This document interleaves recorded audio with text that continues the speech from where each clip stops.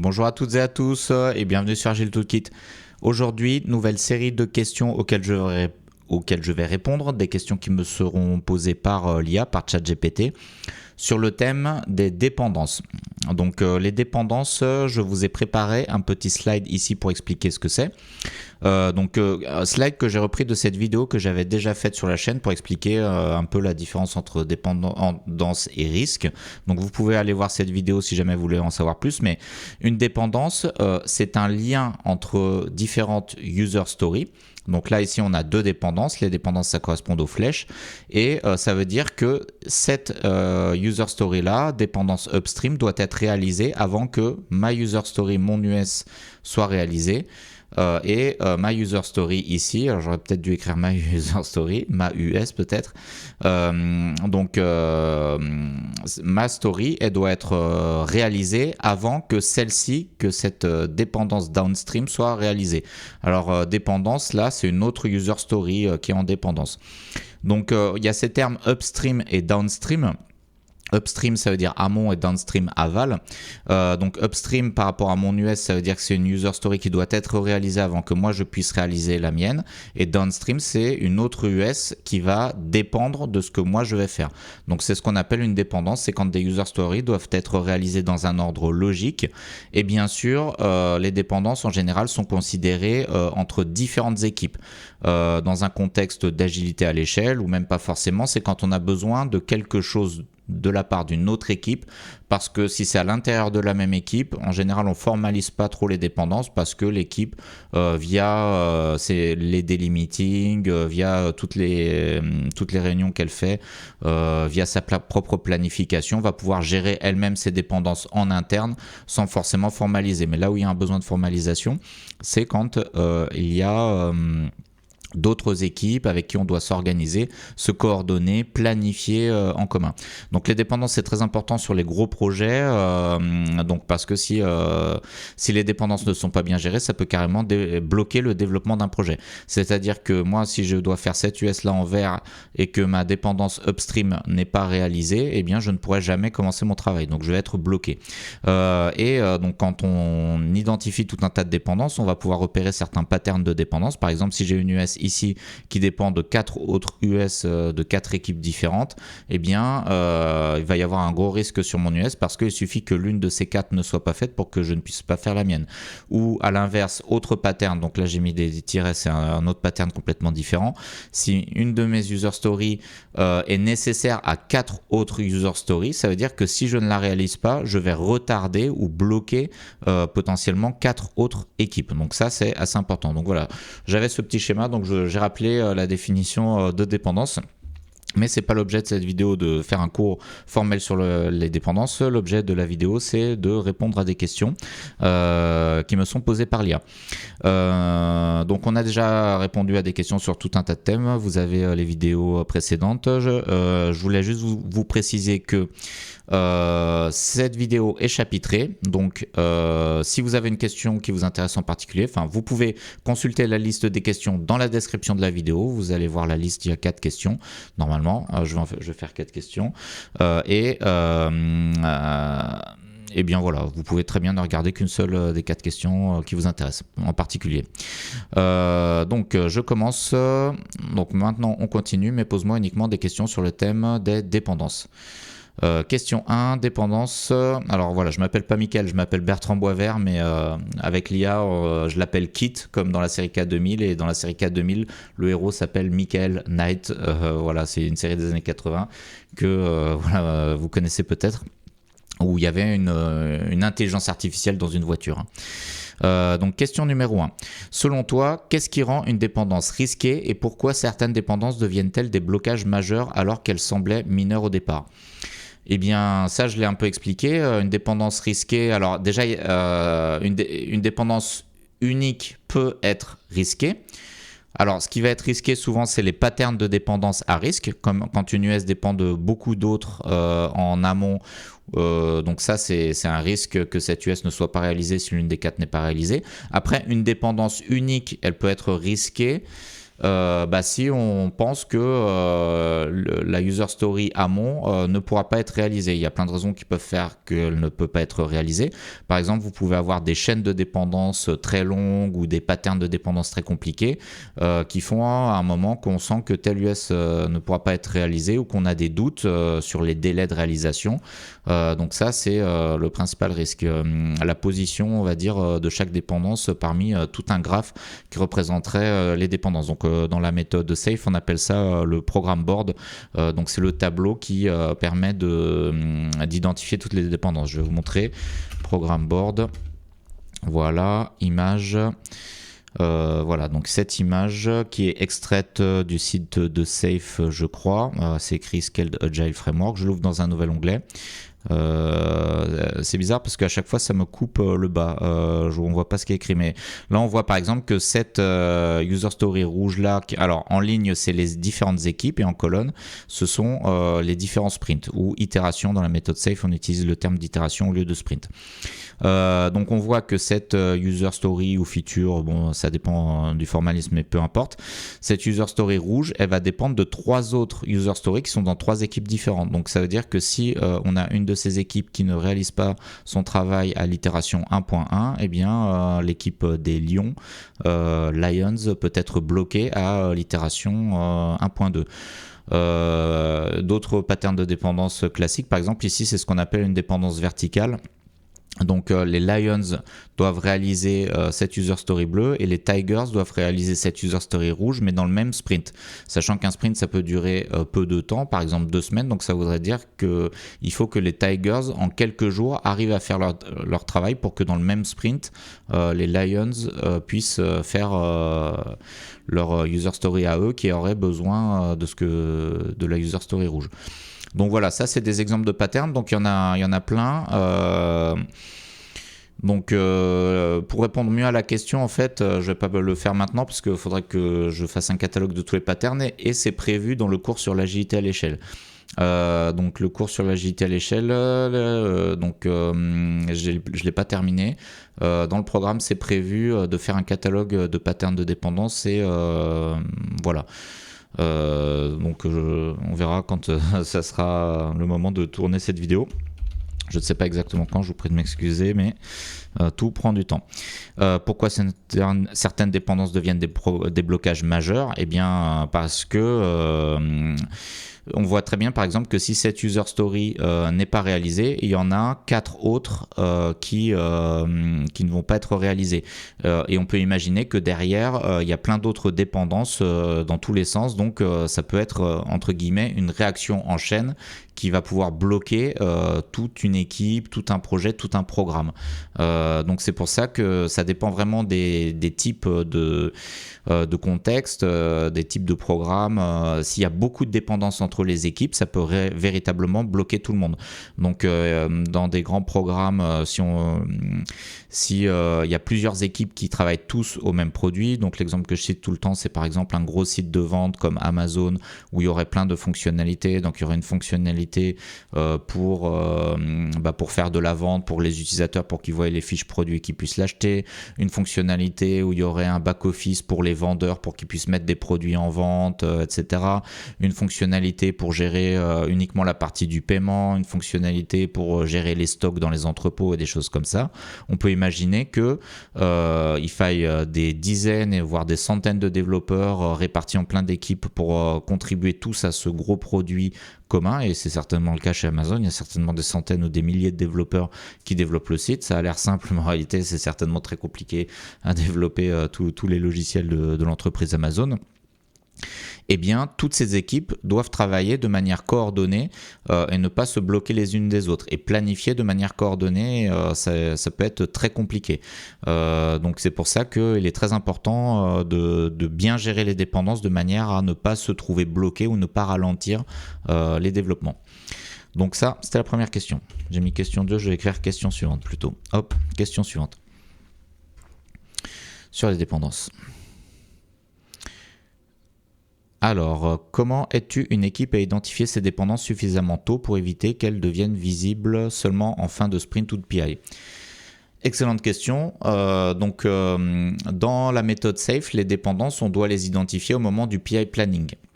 Le PI planning, c'est le grand événement emblématique de la méthode SAFe. C'est l'ensemble de toutes les équipes qui vont en même temps, le même jour et en un même lieu idéalement, donc qui vont toutes planifier ce qu'elles vont faire pendant une période, en général c'est souvent 3 mois. Toutes les équipes planifient à 3 mois tout ce qu'elles vont faire. Et c'est à ce moment-là qu'on se pose la question des dépendances. Donc ça c'est le bon moment, je pense, le moment idéal. Après, un PI planning, ça se prépare. On peut déjà avoir des dépendances un peu identifiées avant le jour J du PI planning. Alors, comment aides-tu une équipe à identifier ses dépendances ? Eh bien, la première chose, c'est pour chaque user story, faut se poser la question. Est-ce que j'ai, pour réaliser cette user story, est-ce que j'aurais besoin du travail d'une autre équipe ? Donc ça peut être assez simple, oui, non. Si la réponse est oui, eh bien cette autre équipe, faut bien l'identifier, bien identifier ce dont on aura besoin de sa part. Ensuite, il faut le jour du PI planning, voir avant ou voir après, si on l'identifie un peu en retard, il faut aller voir l'autre équipe pour les informer qu'on aura besoin de telle ou telle dépendance de leur part, donc on aura besoin qu'ils fassent quelque chose pour nous, leur demander de l'intégrer dans leur planification à eux, leur demander combien de temps ça va prendre, au bout de combien de temps ils peuvent livrer, etc. Et ensuite, en fonction de ce qu'ils répondent, est-ce que ça va être facile ou pas pour eux, est-ce que ça va être facile à planifier ou pas pour eux, c'est là qu'on va définir une planification. Donc conformément à ce que l'autre équipe ou les autres équipes vont dire, on va planifier en conséquence, se mettre d'accord. Donc c'est l'intérêt du PI planning où toutes les équipes sont présentes en même temps pour planifier tout leur backlog en même temps. Donc c'est d'identifier les dépendances au plus tôt. Et une fois que c'est identifié, donc si on a un outil qui permet de visualiser les dépendances, alors on n'est pas obligé d'avoir un outil, on peut le faire sur un mur avec des post-it et des ficelles, ça c'est la méthode traditionnelle. Maintenant on a des outils un peu plus sophistiqués, comme des systèmes de tickets comme Jira par exemple ou comme Version1. On peut formaliser les dépendances et les visualiser dans un site web. Donc là je peux pas vous montrer de Jira ou de Version1, mais parce que c'est des logiciels payants qui sont en entreprise. J'ai pas la version, je sais pas s'il y a une version gratuite, faudra que je regarde. En tout cas, on peut visualiser tout un tas de patterns de dépendance comme j'ai dit avant, et ensuite il faut prendre les mesures qui s'imposent.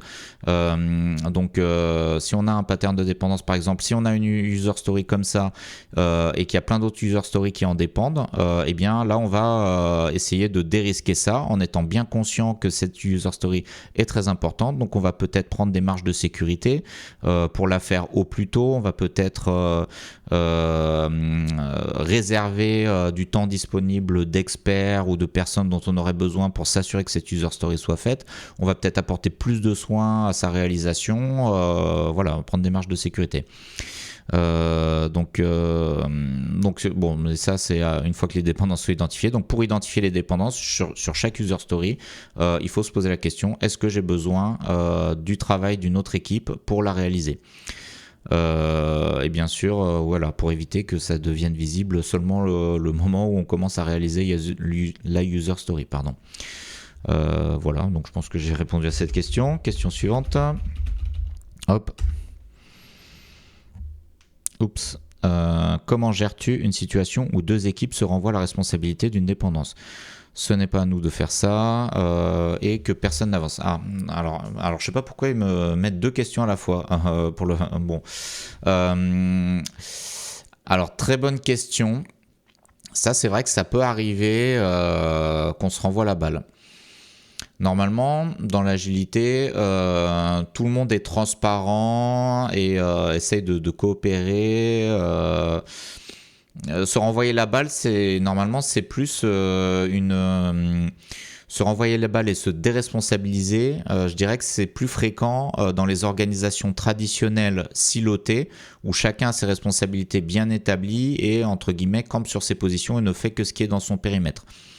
Dans l'agilité, on essaye de casser ces silos et de créer une dynamique collective qui peut être à grande échelle et de s'entraider au maximum. Malgré ça, ça peut arriver que des équipes se renvoient la balle et se renvoient la responsabilité. Donc, bon, déjà, il faut réunir les deux équipes pour discuter. Donc discuter de cette dépendance, réunir collectivement les deux équipes. Après, ça peut se faire uniquement au niveau des PO, parce que finalement, ce sont les product owners qui doivent prioriser le backlog. Ça peut être intéressant aussi d'avoir les équipes au complet. Bon, ça dépend vraiment du sujet et des situations. Est-ce que c'est une dépendance plus fonctionnelle ou une dépendance plus technique ? En tout cas, les deux équipes doivent se parler d'une manière ou d'une autre et se mettre d'accord. Donc se renvoyer la balle perpétuellement, bon, c'est pas une situation d'avenir pour réaliser des choses. Moi je crois beaucoup au dialogue, le fait que voilà, la transparence. Donc on énonce un objectif commun qui est commun aux deux équipes, donc c'est contribuer à tel ou tel produit. On voit quels peuvent être les points de blocage, pourquoi on se renvoie la responsabilité. Est-ce que les responsabilités ne sont pas clairement définies? Est-ce qu'il y a des malentendus? Est-ce que une équipe, est-ce que c'est une tâche que personne ne veut faire parce que c'est désagréable ou parce que c'est compliqué? Est-ce qu'il y a une difficulté particulière? Est-ce qu'on doit aller chercher de l'aide ailleurs, par exemple, si on n'arrive pas à réaliser pour certaines raisons techniques? Donc normalement, si on est dans un bon contexte, il peut y avoir des points de blocage comme ça, mais via le dialogue et via la bonne coopération entre les équipes, ça ne doit pas durer très longtemps. Après, s'il y a des blocages récurrents au sein d'un train safe, par exemple, de tout un programme, s'il y a des blocages récurrents et que tout le monde se renvoie tout le temps la responsabilité, ça peut être un problème plus profond. Un problème de culture agile, un problème d'organisation. Donc là, il va falloir faire un coaching à plus grande échelle, à plus large. Et en fait, le fait de se renvoyer la balle et la responsabilité sur une dépendance, ça peut être le symptôme d'un problème plus profond au niveau de l'organisation. Donc là, ça peut être beaucoup plus compliqué à résoudre. Si c'est un problème ponctuel sur une seule dépendance, le dialogue entre les équipes doit permettre de trouver une solution. Si c'est quelque chose qui est plus fréquent, là, je ne pourrais pas faire une réponse simple. Ça peut être plus compliqué à solutionner. Alors ensuite, question 4, dernière question. Comment priorises-tu les dépendances critiques lorsqu'elles impactent plusieurs équipes ou même plusieurs trains et que tout le monde estime que sa demande est urgente? Ah bah ça c'est vrai que c'est une question très intéressante, parce que c'est vrai que du point de vue de chaque équipe, on est focalisé sur ce qu'on a à faire soi et on voudrait tous que toutes les autres équipes travaillent pour nous, soient au rendez-vous pour nous par rapport à ce dont on a besoin. Mais quand on a beaucoup de dépendances comme ça, alors là encore il n'y en a pas tant que ça, il peut y en avoir beaucoup plus sur des gros programmes. En fait, c'est pas forcément la taille du programme, mais c'est le niveau de couplage entre les différentes équipes. Donc couplage, ça veut dire, ça c'est un terme plus d'informatique, ça veut dire à quel point les équipes ont besoin de travailler ensemble. Est-ce qu'elles doivent travailler ensemble main dans la main, ou est-ce qu'elles peuvent travailler plutôt indépendamment? Il y a des organisations où les équipes peuvent travailler relativement indépendamment et ont assez peu de dépendance. Il y a d'autres organisations où tout le monde travaille sur un même produit, mais chacun une partie, mais toutes les parties doivent être développées de manière très cohérente. Et il faut absolument que tout le monde travaille bien main dans la main, il y a plein de dépendances. Donc quand il y a plein de dépendances, ça peut être compliqué à gérer, de prioriser, parce que des fois, par rapport à ce que les gens ont envie de réaliser, par rapport à ce que chaque équipe a prévu de faire, il peut y avoir des blocages parce que l'équipe des Lions a besoin de ces 3 user stories, mais les Bears, les Tigers et les UX Help, eh bien peut-être qu'ils n'ont pas le temps de faire ça parce qu'ils ont d'autres priorités encore plus importantes. Donc ça peut pas se résoudre au niveau de l'équipe elle-même. Pour résoudre ce genre de problème, déjà, il faut avoir identifié les dépendances, mais supposons qu'on l'a. Mais si on a quand même des blocages importants, il va falloir à un moment arbitrer les dépendances. Et les équipes elles-mêmes ne peuvent pas arbitrer parce que elles peuvent pas arbitrer parce que chaque équipe a son propre point de vue à elle, ses propres priorités, et ne connaît pas forcément tous les enjeux de chacune des autres équipes. Puis voilà, chacun veut d'abord faire ses trucs à soi avant de penser aux autres. Donc pour arbitrer, ça se fait au niveau au-dessus. Donc dans la méthode SAFE, ça s'appelle le niveau train. Donc ça va être ça va être au niveau, si c'est des dépendances fonctionnelles, ça va être au niveau du product management. Alors le product management, c'est la communauté de tous les product owners d'un train safe. Mais bien souvent, il y a un ou une product manager, c'est-à-dire une personne qui coordonne l'ensemble des product managers.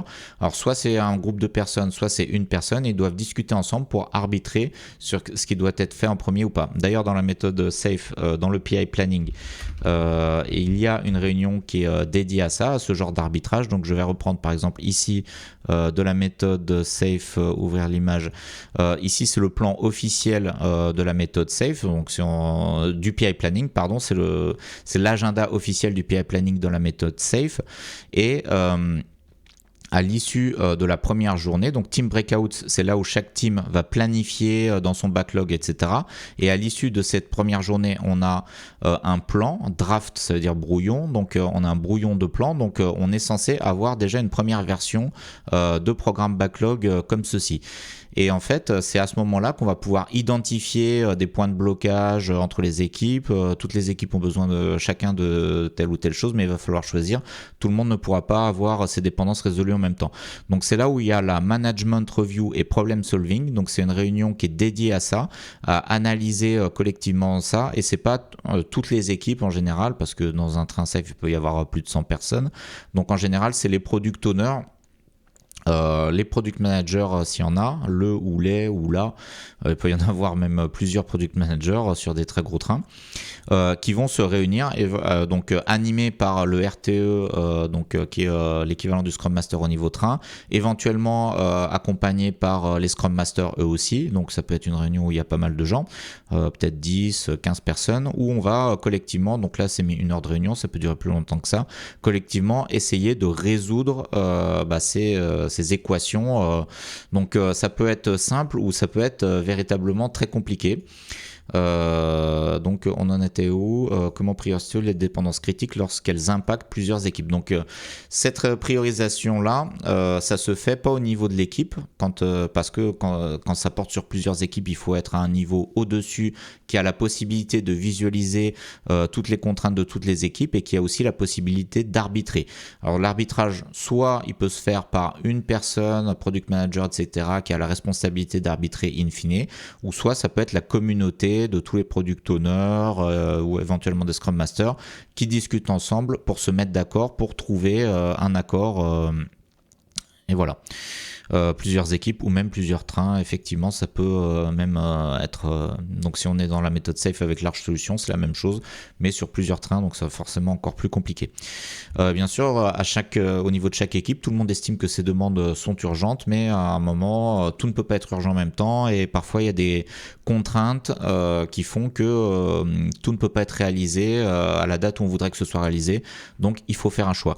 Et c'est particulièrement difficile. Là non plus, il n'y a pas de méthode automatique parce que prioriser, c'est vraiment faire un choix.